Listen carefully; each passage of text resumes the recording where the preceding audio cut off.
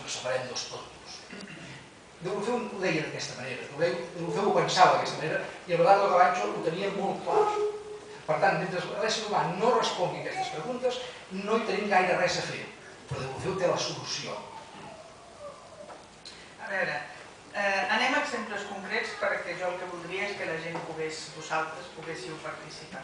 Què li passa a Putin amb Crimea i Europa segons la teoria deulofeiana? Aquest és un tema delicat i espero que ningú se senti ferit. Primer, Putin, evidentment, actua amb el desconeixement... Perdona, has d'explicar que Deulofeu sí que va preveure amb molta anticipació i a més amb la data precisa el desmembrament de la Unió Soviètica. Llavors fem un petit retrocés en el temps. Un retrocés per explicar-ho que el Jordi ha assenyalat. Durant la Segona Guerra Mundial, Deulofeu té la sort o la desgràcia de ser exiliat, per la Guerra Civil Espanyola l'exilia, no? Se'n va a França i té la gran sort o la desgràcia de passar 8 anys o 9 visquent sol, sense família, sense lligams, trist, allorat, però treballant moltíssim. Llavors Deulofeu es tancarà 4 anys a la Biblioteca de Montpellier, entre altres coses, i farà unes conferències a la mateixa ciutat, incloent en Francesc Pujols, sobre el determinisme històric.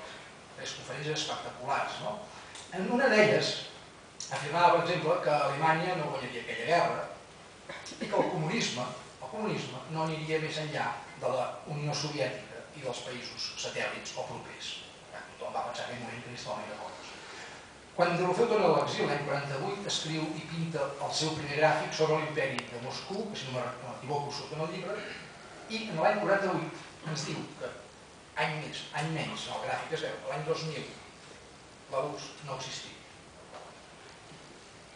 I per què fa això? Per què s'atreveix a dir això? Primer perquè aquell imperi de Moscou, moscovita, rus, un imperi rus, sobretot rus, havia arribat al final del seu cicle vital.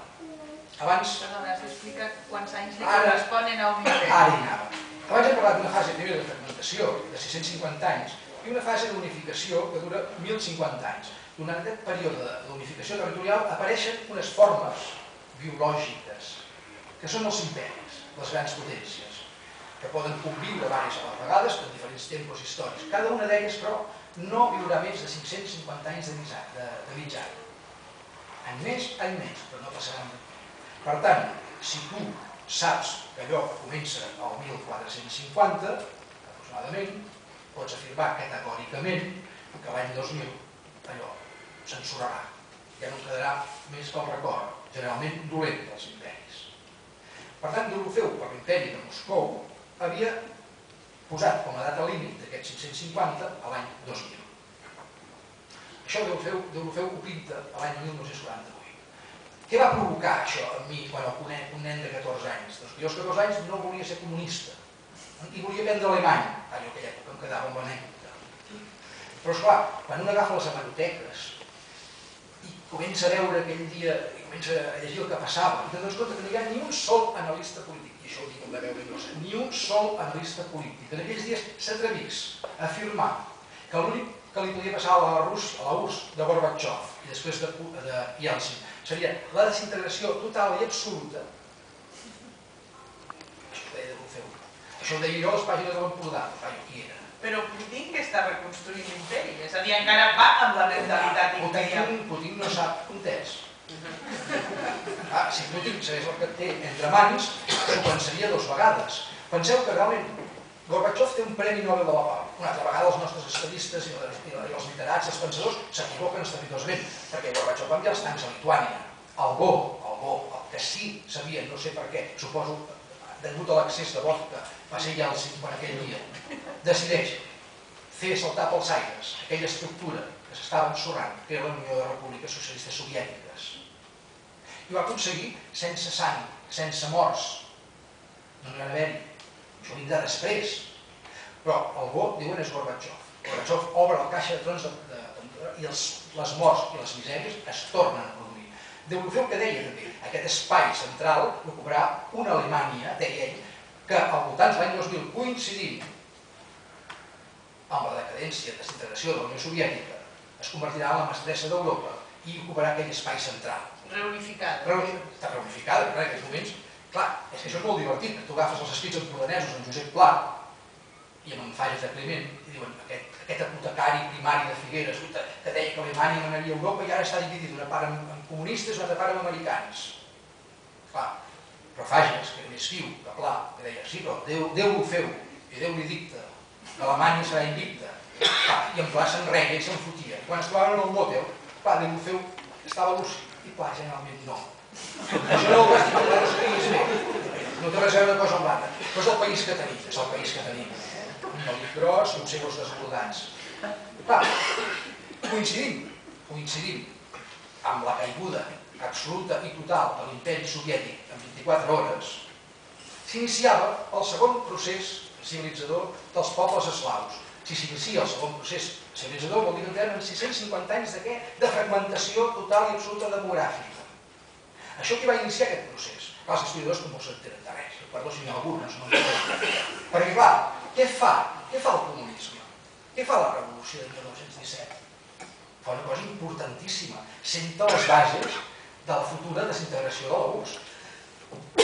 El comunisme, la revolució del 17, el que fa és trencar aquella presó de pobles que era el tsarisme, d'esclaus, de gent sotmesa, de gent sense cap tipus de personalitat. I aquella cosa tancada, aquell puny ferm que era l'estat tsarista, es converteix en un estat de bé que Déu-n'hi-do dolent que era, perquè Stalin diu, això no m'acaba de funcionar. Quants compatriotes haig d'eliminar? 22 milions? Ah, vinga, 22 milions. Però clar, Stalin ningú va jutjar, Stalin no se'l jutja. No sé per què. És el que passa amb la història, no? Molts testimonis fidels, molt pocs, cal començar a repensar i sobretot a remirar els processos històrics.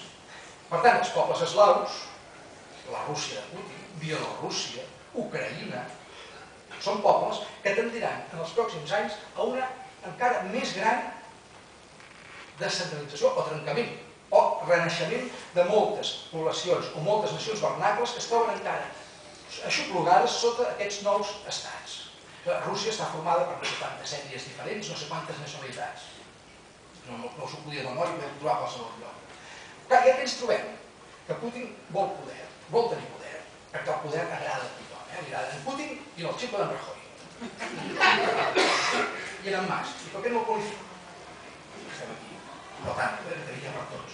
Des del punt de vista de la matemàtica de la història. Clar. Ara hi anem. Ara hi anirem. Clar, què passa a Rússia? Anem a pams. Clar, Rússia, primer, és molt gran. Una Rússia europea, una Rússia asiàtica, que seria la Sibèria, carregada de riqueses i desitjada amb passió per la Xina i el Japó. Una Xina... En quina fase està Xina? Xina es troba en els últims 200 anys del seu cicle històric. És allò que diuen moriran matant. Clar, moriran matant, i tant. La Xina, en aquests moments, a part de fer trontollar les economies mundials a base de l'esclavitud permesa del món occidental, diré cap una cantó quan convé, que seguiré sempre, la Xina es troba en un moment en què va fabricar tantes lavadores que ja no les podrà vendre mai més. I diu lavadores, diu cotxes i diu tot el que sigui. Però el que no ens diuen massa sovint els diaris és que la Xina, el Japó i la Índia, per exemple, són, a part dels Estats Units, són les úniques superpotències que han construït un superportaavions. I això només es construeix amb una sola intenció. No cal dir res més. La història es va repetint i els desastres també. Per tant, hi haurà tercera guerra mundial? El concepte de guerra mundial és tan relatiu, però pot haver una guerra o una confrontació, no sé de quin tipus, que s'està preparant en aquests moments, és a dir, entre aquests americans, malgrat que tinguin un president de color, que caminen cap al pendent de l'autoritarisme més gran i absolut, que als Estats Units porta, a l'època Obama, porta 14 o 15 lleis executives. Una de les molt importants la va fer en Bush l'endemà de la caiguda de les Torres Bessones, no? Però les d'Obama són més terribles encara. En aquest moment, qualsevol ciutadà americà que vagi pel carrer, pot veure com venen dos pàjaros per darrere, l'emmanillen, se l'emporten a casa i no té dret a dir res. Qualsevol empresa pot ser nacionalitzada als Estats Units en aquests moments. Això no surt als diaris, això no parla ningú. Aquestes situacions, diu aquell analista polític en Krugman, econòmic, només s'han de donar als Estats Units després de la Gran Depressió del 29 avançada de la Segona Guerra Mundial. Perquè, d'alguna estranya raó, en els temps moderns, la gran indústria, aquella que provoca i que fa que hi hagi més diners i que vagin a parar a mans de molt poquets, és la indústria de guerra. Si hem de creure tot el que es diu avui dia, resulta que 100 famílies del món tenen la riquesa de 3.500 milions de persones i a Espanya 9 famílies o de 20 milions. Per tant, jo no entenc que la gent no estigui al carrer en vals.